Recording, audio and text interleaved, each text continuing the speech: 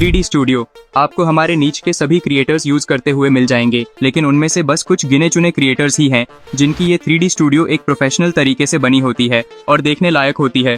क्योंकि 3D studio को बनाना तो तुम भी चाहते हो, लेकिन इसमें बहुत ज्यादा एफर्ट्स और चीजें कॉम्प्लेक्स होने के कारण तुम बना ही नहीं पाते हो। और हाँ, अगर आज तुम इस ट्यूटोरियल को भी मिस करते हो तो शायद ही कभी तुम 3D स्टूडियो को बनाना सीख पाओगे, क्योंकि आज मैं मोबाइल में ही 3D स्टूडियो बनाना सिखाने वाला हूँ, वो भी बिना किसी हैवी सॉफ्टवेयर का यूज किए, केवल अलाइट मोशन में। तो जिन लोगों का 3D वर्ड नाम सुनकर पेट खराब हो जाता है तो रुक जाओ, ट्यूटोरियल बहुत ही सिंपल एंड इजी होने वाला है। और स्टूडियो बनाते समय मैं जिन एसेट्स को यूज करूंगा तो वो तुम्हें टेलीग्राम चैनल पर दे दिए जाएंगे और टेलीग्राम का लिंक डिस्क्रिप्शन में मिल जाएगा। तो वीडियो स्किप करने की गलती तो बिल्कुल भी मत करना, क्योंकि मैं 5 लोगों को 3D स्टूडियो का गिव अवे भी करने वाला हूँ, जिसके बारे में टेलीग्राम चैनल पर बता दिया जाएगा। तो टेलीग्राम चैनल को जरूर सब्सक्राइब कर लेना। और अब हम ट्यूटोरियल को शुरू करते हैं। तो 3D स्टूडियो बनाने के लिए हम अलाइट मोशन का यूज करेंगे, और जिन लोगों के पास अलाइट मोशन नहीं है तो वो लोग टेलीग्राम से डाउनलोड कर लेना। अब तुम्हें अलाइट मोशन को ओपन कर लेना है और प्लस वाले आइकॉन पर क्लिक करके एक प्रोजेक्ट को क्रिएट कर लेना। और हाँ, और याद रहे बैकग्राउंड का कलर व्हाइट ही रखना, क्योंकि जब हम ऑब्जेक्ट्स को 3D स्पेस में भेजेंगे तो हमें ज्यादा प्रॉब्लम नहीं होगी। अभी तुम्हें समझ में नहीं आएगा, लेकिन तुम अभी के लिए इतना समझो कि बैकग्राउंड को व्हाइट ही रखना है। तो सबसे पहले तुम्हें यहाँ पर एक प्लस आइकॉन दिखेगा, जिसे टैप करना है और मीडिया वाले ऑप्शन पर टैप करके इधर आ जाना है, जिससे तुम अपनी गैलरी में पहुंच जाओगे, जहाँ से तुम अपने स्टूडियो का जो बैकग्राउंड रखना चाहते हो उसे सिंपली ऐड कर लेना। अब बैकग्राउंड पोर्ट्रेट फॉर्म में है तो इसे लैंडस्केप में करने के लिए मूव एंड ट्रांसफॉर्म जाएंगे और रोटेशन में जाकर इसे 90 डिग्री पर रोटेट कर देंगे। अब रोटेट हो जाने के बाद इसे स्ट्रेच करने के लिए यहाँ पर आ जाना और इसे थोड़ा बड़ा कर लेंगे। लेकिन ध्यान रहे, हमें इस बैकग्राउंड को फुल स्ट्रेच नहीं करना है। अब तुम्हें यहाँ पर एक लिंक चेन का आइकॉन दिख रहा होगा, जिसे सिंपली एक बार टैप कर देना है, जिससे ये अनलिंक हो जाएगा। ऐसा करने से इसके एक्स एक्सिस और वाई एक्सिस फ्री हो जाएंगे। फिर तुम्हें इसके हाइट को स्ट्रेच करते हुए कुछ यहाँ तक ले आना है और विड्थ को भी कुछ इस तरीके से सेट कर देंगे। फिर तुम्हें इस प्लस वाले आइकॉन पर दोबारा टैप करना है और एक और लेयर को ऐड कर लेना है, जो कि स्टूडियो की साइड वॉल होगी। अब हम इसे भी 90 डिग्री पर रोटेट कर लेंगे और इसके रोटेट हो जाने के बाद उसी तरीके से इसकी भी हाइट और विड्थ को एडजस्ट कर लेंगे। दोनों चीजें एडजस्ट हो जाने के बाद इसी वाली लेयर पर एक बार टैप करेंगे और इफेक्ट्स वाले ऑप्शन में आ जाएंगे, जहां से तुम्हें फ्लिप लेयर वाले इफेक्ट को ऐड कर लेना है। जिसके बाद इसके एक्सिस को अबाउट 111 डिग्री पर रोटेट कर देंगे एंड एंगल पर टैप करके इसको 50 डिग्री तक एक्सटेंड कर लेंगे। लेकिन मुझे ये ज्यादा झुका हुआ लग रहा है, तो इसके एक्सिस को थोड़ा कम कर देंगे। अब परफेक्ट लग रहा है। तो अब इसे साइड में एडजस्ट करके देखते हैं। मूव एंड ट्रांसफॉर्म में जाएंगे और इसे लेफ्ट की तरफ स्वाइप करेंगे और फिर इसे अच्छे से एडजस्ट कर देंगे। इतना एडजस्ट हो जाने के बाद हम वापस इस लेयर पर टैप करेंगे और इसका एक डुप्लीकेट लेयर बना लेंगे, जिसको राइट साइड में स्वाइप करके ले आएंगे। अब जैसा कि इस लेयर का एंगल अंदर की तरफ मुड़ा हुआ है, तो हम उसे चेंज करके बाहर की तरफ करेंगे, जिसके लिए हम इसके एंगल को -8 डिग्री तक ले आएंगे। अब इसे एडजस्ट करके देखते हैं। अभी भी थोड़ा कम फ्लिप हुआ है, तो हम इसके एंगल को थोड़ा और कम करेंगे। अब परफेक्ट लग रहा है। अब तीनों लेयर के सेट हो जाने के बाद हर लेयर को 3D स्पेस में भेज देंगे। इसके लिए लेयर पर टैप करना है और Z एक्सिस में टैप करके इसकी वैल्यू अबाउट 950 कर देंगे। अब इसका साइज छोटा हो गया है, तो कोई बात नहीं, मूव एंड ट्रांसफॉर्म में जाना है और इसे जूम कर लेना है। इसी तरह हम साइड वाली लेयर्स को भी Z स्पेस में भेज देंगे और इन सब लेयर्स की वैल्यू को सेम ही रखना है। अगर एक लेयर की वैल्यू थाउजेंड्स है तो तीनों को सेम ही एक ही वैल्यू में रखना, जिससे 3D कैमरा ऑन करते टाइम कोई प्रॉब्लम नहीं होगी। इतना सब कुछ सेट हो जाने के बाद तुम्हें बैकग्राउंड वाली लेयर पर टैप करना है और बॉर्डर एंड शैडो वाली सेक्शन में आ जाना और इसमें एक हल्का व्हाइट कलर का स्ट्रोक ऐड कर देंगे। इतना हो जाने के बाद अब तुम्हें फिर से प्लस वाले आइकॉन पर क्लिक करना है एंड एक और लेयर को ऐड कर लेना है। फिर मूव एंड ट्रांसफॉर्म में जाकर यहाँ पर क्लिक करना है और इसके विड्थ को कुछ इस तरीके से यहाँ तक स्ट्रेच कर देंगे और इसे मूव करके बिल्कुल सेंटर में ले आएंगे। अब ये सेट तो हो चुका है, पर अभी भी 3D स्पेस में नहीं पहुंचा है, तो Z एक्सिस पर टैप करेंगे और इसकी वैल्यू को भी 950 कर देंगे। लेकिन इसकी वैल्यू ज्यादा होने से ये लेयर के पीछे जा चुका है, तो इसको आगे लाने के लिए नीचे की तरफ स्वाइप करेंगे और फिर आगे आ जाने के बाद इसे यहीं पर रोक देंगे। और ध्यान रहे, इस वाली लेयर को हमें बिल्कुल ही ऊपर टच नहीं करना है, इसके लिए थोड़ा नीचे ही रखेंगे और फिर बॉर्डर एंड शैडो में जाकर इसमें भी एक हल्का सा स्ट्रोक ऐड कर देंगे। फाइनली अब हमारा 30% वर्क कंप्लीट हो चुका है, जिसमें 3D रूम तो बनकर रेडी है, लेकिन अब इसमें केवल कैरेक्टर और डेकोरेशन को ऐड करना बचा हुआ है, जो कि बहुत ही ध्यान से देखना है, क्योंकि अब अगर यहाँ से थोड़ा भी मिस करते हो तो कैरेक्टर में 3D एनिमेशन अच्छे से ऐड नहीं कर पाओगे और फिर कमेंट सेक्शन में चिल्लाते रह जाओगे। तो अब यहाँ से वीडियो को केयरफुली देखना है। तो प्लस वाले आइकॉन पर टैप करना है और ऑब्जेक्ट्स रखने वाली शेल्फ को ऐड कर लेंगे और इसे भी 3D स्पेस में भेज देंगे। फिर इतना करके मूव एंड ट्रांसफॉर्म में जाएंगे और इसे छोटा करके कुछ इस तरीके से यहाँ पर सेट कर देंगे। एंड जैसा कि तुम देख सकते हो, इस शेल्फ का कलर एंड बैकग्राउंड का कलर एक जैसा ही हो गया है, जिससे ये शेल्फ ठीक से शो नहीं हो पा रही है। तो सबसे पहले हमें इसके कलर को थोड़ा डिफरेंट कर देना है, जिसके लिए तुम्हें इफेक्ट्स में आना है एंड कलर में जाकर ब्राइटनेस को 25 तक इंक्रीज कर देना।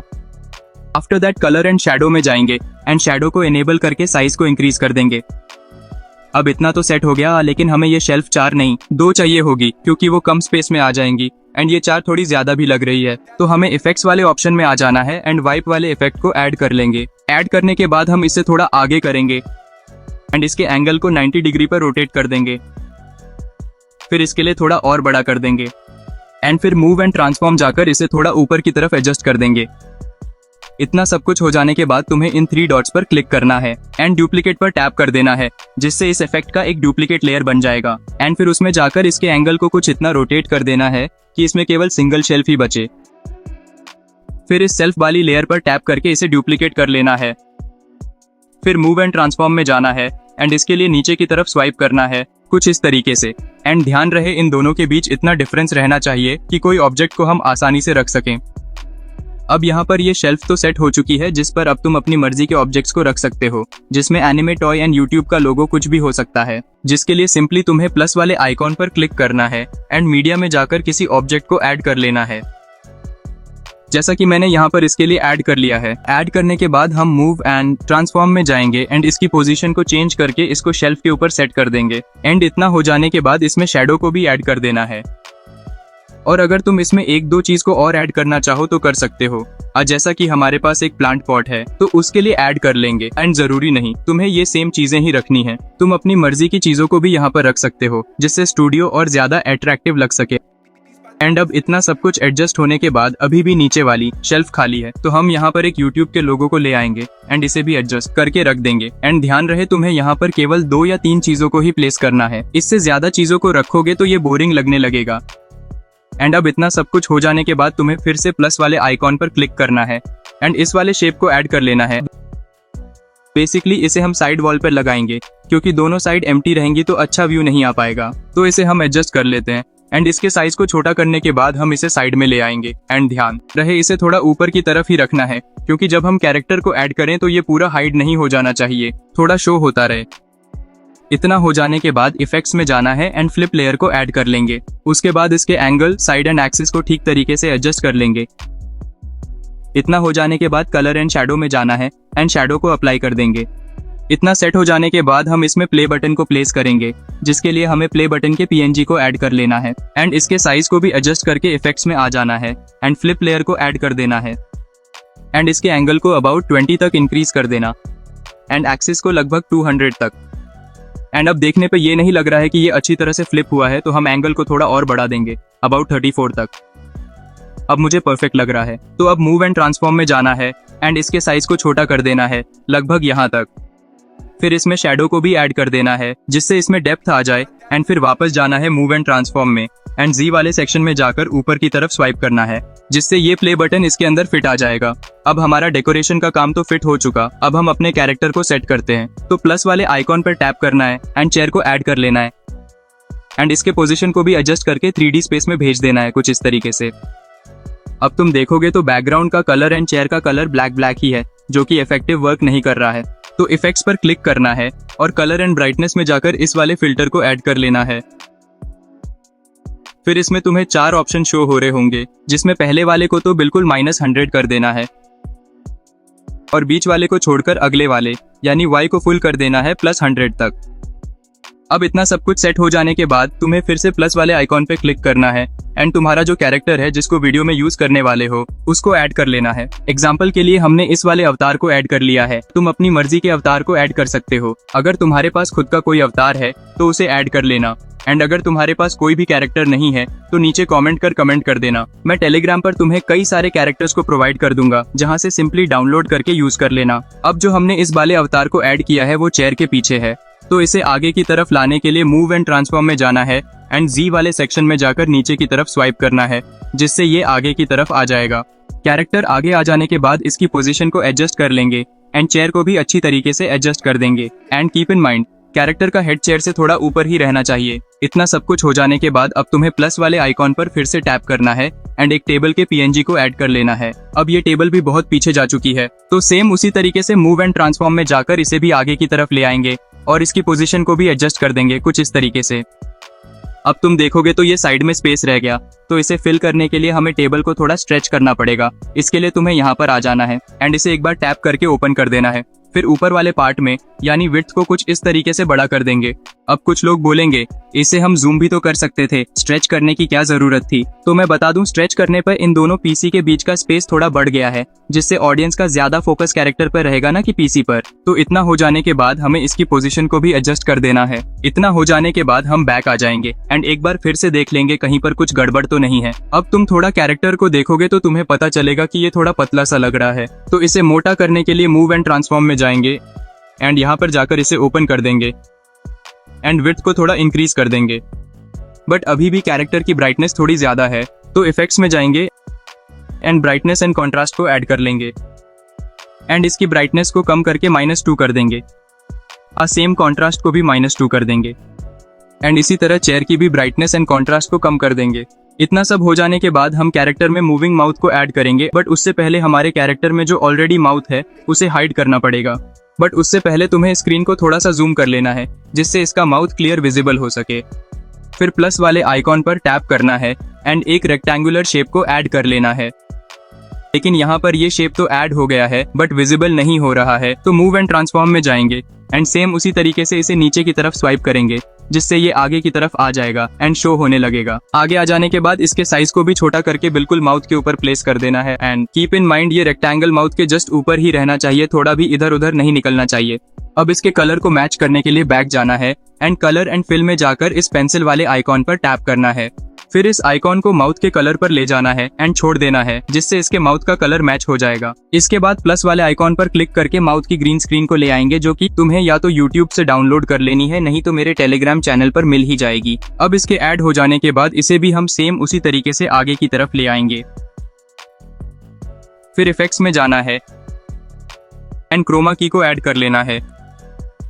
फिर थ्रेशोल्ड को बढ़ाते जाना है जब तक ये ग्रीन कलर बिल्कुल भी गायब नहीं हो जाए एंड फिर इसकी पोजीशन को एडजस्ट करने के लिए मूव एंड ट्रांसफॉर्म में जाएंगे। पोजीशन को चेंज करेंगे, नीचे की तरफ स्वाइप करेंगे, जिससे ये आगे की तरफ आ जाएगा। फिर इसके साइज को भी छोटा कर देंगे एंड अच्छी तरह माउथ की पोजीशन को सेट कर देंगे। इतना हो जाने के बाद सभी लेयर्स को सिलेक्ट करेंगे एंड टाइमलाइन को बराबर कर देंगे। 1 मिनट रुकना, पहले इसकी स्क्रीन को ठीक कर दूं। हाँ, अब इतना सब कुछ सेट हो जाने के बाद तुम्हें प्लस वाले आइकॉन पर टैप करना है और ऑब्जेक्ट एंड नल में जाकर कैमरा को ऐड कर लेना है। मेरे फोन में तो कैमरा ऑन है, पर तुम्हें ऑन करने के लिए यहाँ पर टैप करना पड़ेगा एंड इसे यहाँ से ऑन कर देना है। फिर दोबारा से ऑब्जेक्ट एंड एलिमेंट में जाएंगे एंड नल को ऐड कर लेंगे। फिर इसे सिलेक्ट करके पहले तो इसकी टाइमलाइन को ठीक कर लेते हैं एंड आफ्टर दैट पीछे की तरफ आना है और कैमरा पर टैप करना है।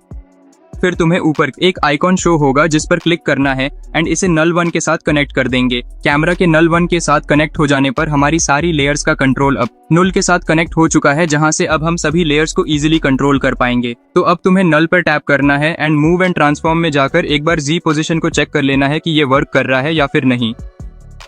इसके बाद स्टार्टिंग में आकर एक की फ्रेम को ऐड कर देंगे एंड आगे की तरफ जाकर लगभग 4 सेकंड बाद एक की फ्रेम को ऐड कर देंगे एंड जी पोजीशन में जाकर ऊपर की तरफ स्वाइप करेंगे कुछ यहाँ तक एंड इसके पोजीशन को भी अच्छी तरह एडजस्ट कर देंगे। अब इतना हो जाने के बाद हमें आगे लगभग 1 सेकंड के बाद एक और की फ्रेम देना है। उसके बाद 4 सेकंड यानी 9 सेकंड पर एक और की फ्रेम देंगे एंड इसकी Z एक्सिस को भी नीचे की तरफ स्वाइप करेंगे और उतना स्वाइप करेंगे जितना इसका फुल फ्रेम स्क्रीन में ना आ जाए। फिर 1 सेकंड बाद एक और की फ्रेम को ऐड कर देंगे। उसके बाद 4 सेकंड और आगे जाना है एंड एक और की फ्रेम को ऐड करके दोबारा जूम कर देंगे। कुल मिलाकर आपको की फ्रेम्स के बीच सेम ड्यूरेशन को रखना है, जिससे एनिमेशन एक परफेक्ट तरीके से बन सके।